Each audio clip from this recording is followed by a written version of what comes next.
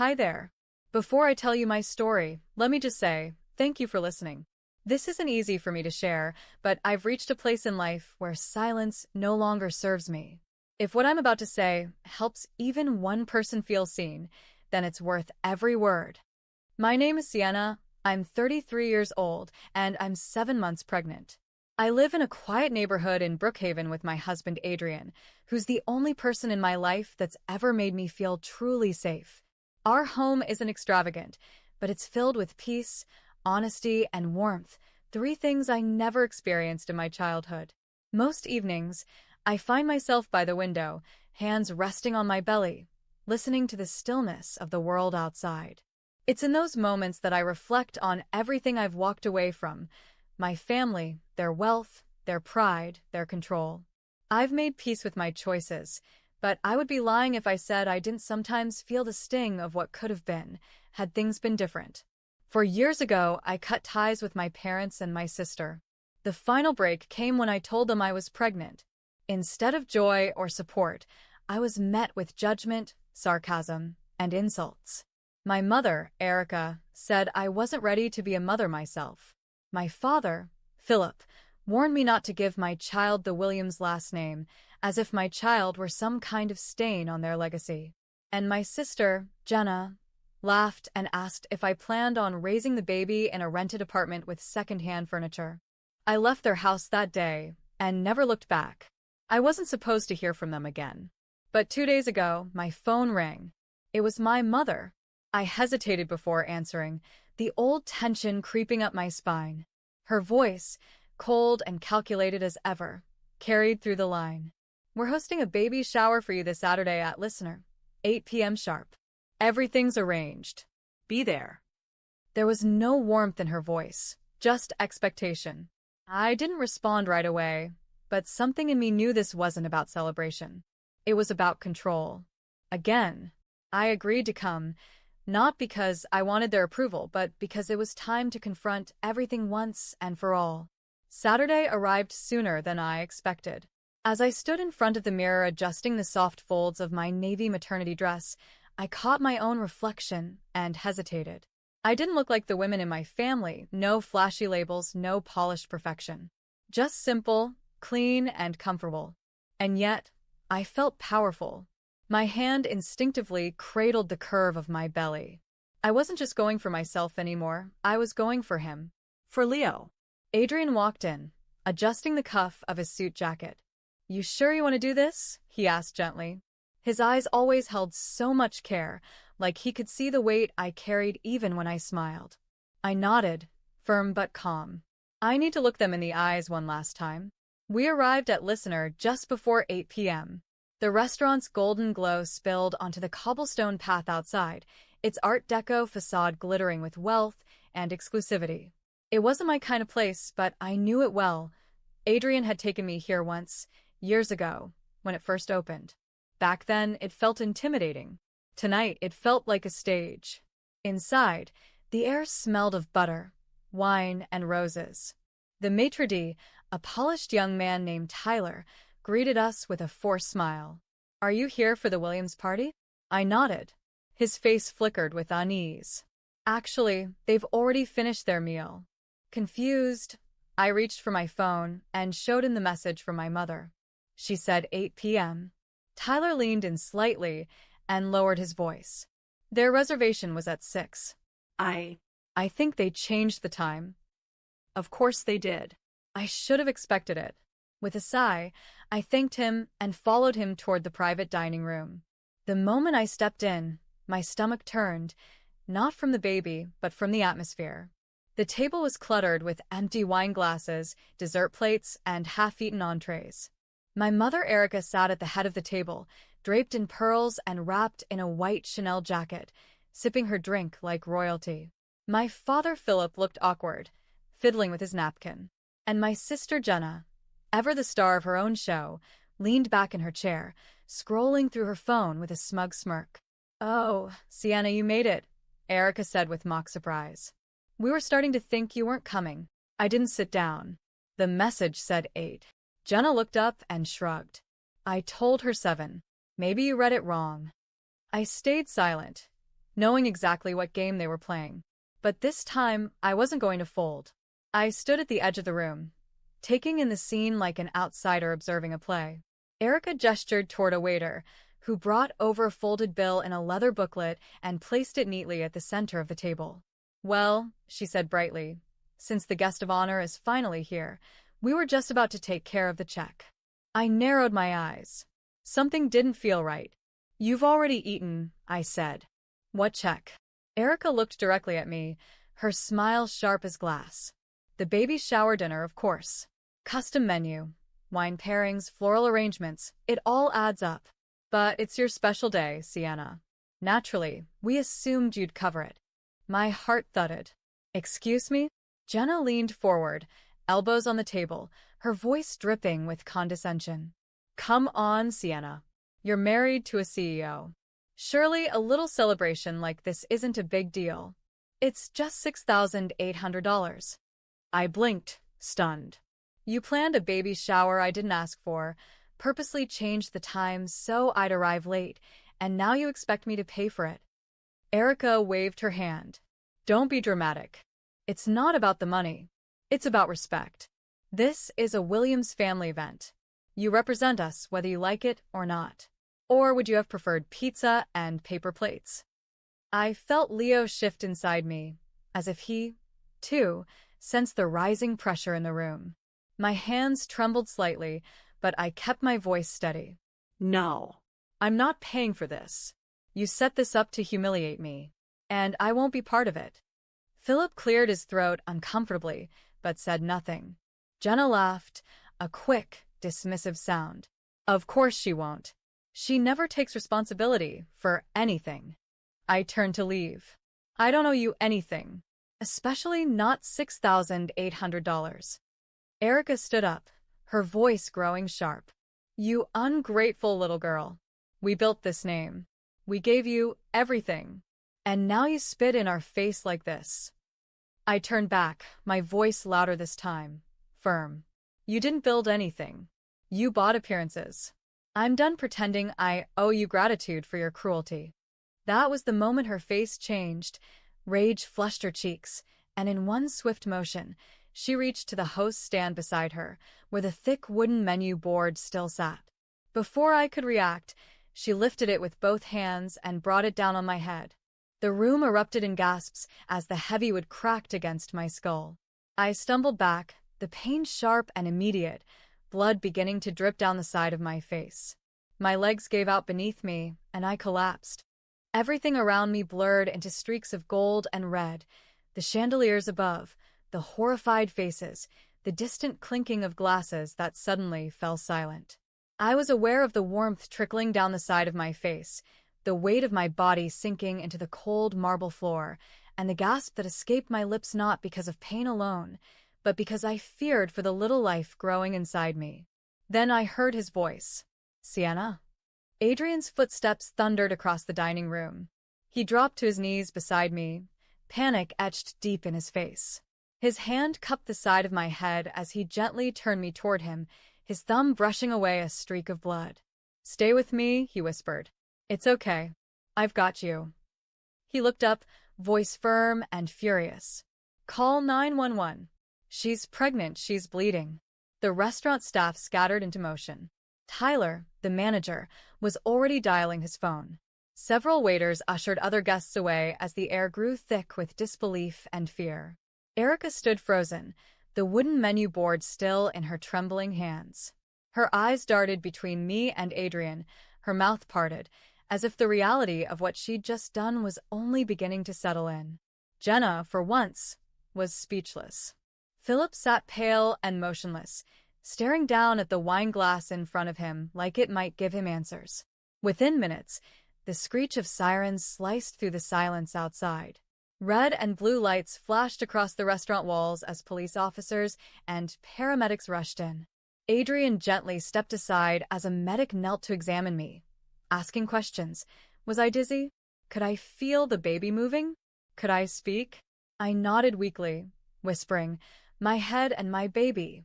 The medic reassured me they'd check everything, and they carefully placed a support collar around my neck. Meanwhile, Officer Grant, a tall, stern officer with a sharp jawline and calm authority approached the table. "Who assaulted this woman?" he asked clearly. Adrian pointed directly at Erica. "She did." "That's my wife. She's 7 months pregnant. She hit her with that board." Erica opened her mouth, but her voice cracked. It wasn't supposed to." "You're under arrest," Officer Grant said firmly, stepping toward her. "You have the right to remain silent." As he handcuffed her, the other officers took statements from witnesses, including the restaurant staff and Tyler, who confirmed that the reservation time had been manipulated and that everything had been planned without Sienna's knowledge. Chef Marco, the restaurant's owner, arrived moments later. Upon learning what had happened, he immediately cooperated with the authorities, offering security footage, financial records, and digital communication logs between Erica and the restaurant. As I was lifted onto the stretcher and wheeled toward the ambulance, Adrian stayed at my side, holding my hand tightly. "I'm here," he whispered, "and they're going to pay for everything." I believed him. 3 weeks later, I found myself sitting quietly in the front row of the Brookhaven County Courthouse, my body sore but healing, my mind sharper than ever. I was now approaching the end of my 8th month of pregnancy. Leo kicked gently from time to time, as if reminding me he was still with me, still safe. Adrian sat beside me, his hand resting on mine, both of us watching as the court officers prepared for the opening of a case that would expose everything my family had tried to hide for years. Inside the courtroom, seated at the defense table, were the same 3 people who had tried to control me all my life: my mother Erica, my father Philip, and my sister Jenna. But today, there were no pearls, no designer jackets, no smug smiles. Just pale skin, trembling hands, and a silence that echoed louder than anything they'd ever said to me. Their lawyer whispered nervously to them, but I could see the panic in their eyes. This time, there was no covering up the truth. The prosecutor, Victoria Reed, stood confidently and addressed the court. She began with the assault. "Your Honor, this case began with a violent act committed against a pregnant woman in a public restaurant. The assault was not only physical, it was symbolic of years of emotional manipulation and financial abuse by her own family." But that was just the surface.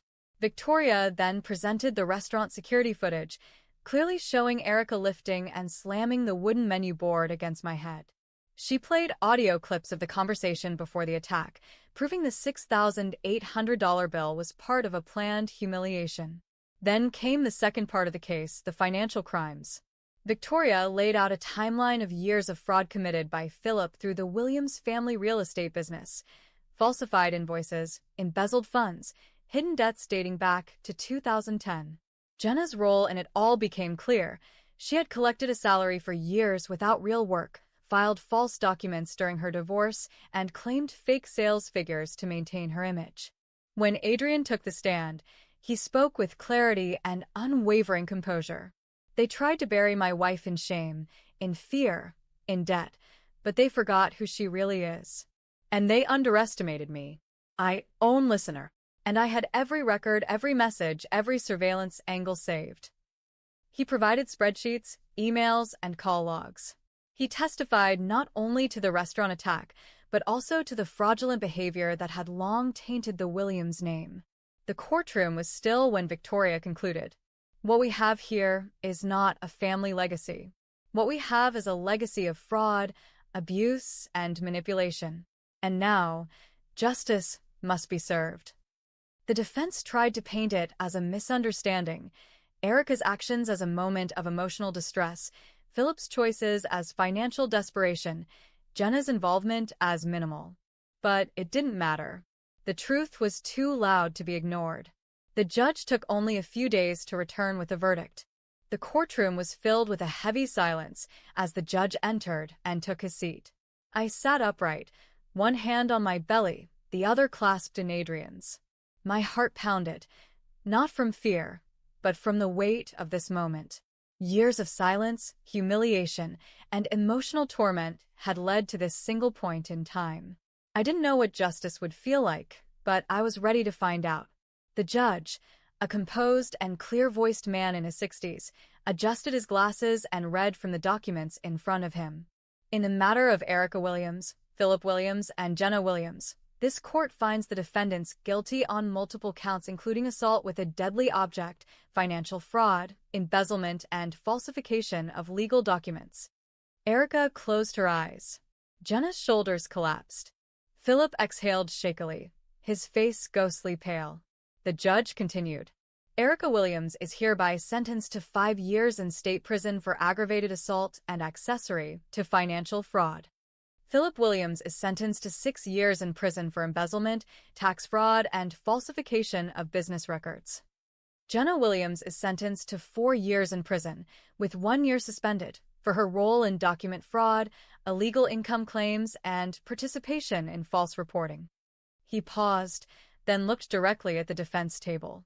Let this be a reminder that social image and status do not place anyone above the law. The court orders immediate seizure of all remaining Williams family assets. The estate will be liquidated. All fraudulent earnings must be returned. There were no outbursts, just stillness, an eerie, cold realization settling over my former family. As the bailiffs moved in to escort the 3 of them away, Erica turned around. Her voice cracked through the silence. Sienna, please. You don't have to do this. We're your family. I stood up slowly, my legs steady despite the weight I carried, both physical and emotional. You stopped being my family the day you chose control over care. I'm protecting my son. This was never about revenge. This was about ending the cycle. She didn't say another word.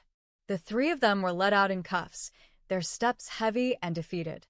Outside the courthouse, the spring sun warmed my face. For the first time in years, I felt truly free. Just 4 days after the sentencing, I was standing in the kitchen folding a small blue blanket when I felt the first contraction hit. It wasn't sudden or sharp, just a slow, intense pressure that made me pause mid-movement and grip the edge of the counter. I'd felt Braxton Hicks before, but this was different. This was real. Adrian. I called calmly, my voice steady but urgent. He appeared almost instantly, eyes wide with alertness. It's time, I whispered, placing his hand over my belly. He didn't ask a single question. We grabbed the hospital bag that had been packed for weeks and headed to the car, his hand never leaving mine the entire drive. At the hospital, everything moved quickly. Nurses moved efficiently, for lines were set, monitors beeped softly. The contractions intensified. The pain ebbed and surged like ocean waves crashing against my spine, but I focused on my breathing, on Adrian's voice gently counting me through it. I remembered what Erica had said months ago, that I wasn't ready to be a mother, that I couldn't handle it. She was wrong. 10 hours later, with sweat on my brow and tears in my eyes, I heard the most powerful sound in the world, the first cry of my son. They placed him on my chest, tiny, warm, and perfect. Leo, I breathed. Welcome home. Adrian kissed my forehead, his eyes wet. You did it, he whispered. We did it. In that moment, every courtroom, every insult, every wound, physical or emotional, faded into the background. I wasn't broken. I wasn't weak. I was a mother. And my son would never grow up in a home ruled by fear, shame, or control. He would grow up with love. 2 years later, on a crisp autumn morning in Brookhaven, I stood by the window of our sunlit home watching the golden leaves dance in the breeze. Leo, now a vibrant, curious toddler, ran through the backyard laughing as he chased after a falling leaf, his tiny sneakers crunching the grass. His laughter filled the air with life, a sound I had never known in my own childhood, a sound that reminded me daily of how far I'd come. Inside, the fireplace crackled, and the soft scent of cinnamon drifted from the kitchen where Adrian was preparing breakfast. Our life wasn't flashy or extravagant, but it was built on honesty, love, and strength. We had everything that truly mattered. From the bottom drawer of my desk, I pulled out a letter that had arrived last week. It was from Jenna. She was out of prison now, living in a small town under supervised probation. Her handwriting was shaky but familiar. The letter was filled with apologies explanations, and a quiet plea for reconciliation. I folded the paper without finishing it. I didn't need her words. The past couldn't be undone, and I had made peace with that. Forgiveness, maybe, but not return. Adrian walked into the room and wrapped his arms around me from behind, resting his chin on my shoulder as we watched Leo twirl among the leaves. "You okay?" he asked. I nodded, leaning into him. "Better than okay. We made the right choice. We left behind lies and built something real." He kissed my cheek. "No regrets." I smiled. Not one. Somewhere far away, my mother Erica was still serving her sentence. My father Philip remained in state custody, and Jenna was starting over on her own terms. I didn't wish them harm, but I no longer carried their burdens. As Leo ran up to the window, holding up a handful of leaves with pride, I opened the door and stepped into the yard to meet him. He ran into my arms, full of joy, full of trust, full of life. And for the first time in forever, I felt completely whole. It was late October, 2 years after the day my world changed. The leaves in Brookhaven had turned golden, and the air held a quiet chill that whispered of endings. I had just returned from the park with Leo when the letter arrived, a stamped envelope addressed in a familiar, tight cursive I hadn't seen in a long time. It was from the Illinois State Correctional Facility. It was from Erica. I didn't open it right away. I let it sit on the table for hours, untouched, while Leo napped and Adrian worked in the study. Finally, as twilight crept through the windows, I broke the seal. Inside was a short letter. No excuses, no explanations, just a request. She wanted to see me. One time. "Please," she had written. "I want to speak to you as your mother, if you'll let me." I didn't answer immediately. But a week later, I found myself sitting in the back seat of a transport vehicle with Adrian beside me, his hand resting on my thigh as we approached the towering stone walls of the prison. I wasn't here for closure, not exactly. I was here to make sure there was nothing left undone, no lingering words or illusions. Inside, the visitation room was sterile and silent, a pale gray space with plastic chairs and reinforced glass. Erica was already seated when I walked in. She looked older, thinner. The elegance she once wore like armor had vanished. Her hair was streaked with gray, her skin pale, lips dry. But her eyes were still sharp. "Sienna," she said, her voice cracking slightly. "You came." I nodded and sat across from her. "I came because I needed to hear it, whatever it is you think you need to say." She looked down for a moment, folding her hands. "I've had time to think. A lot of it.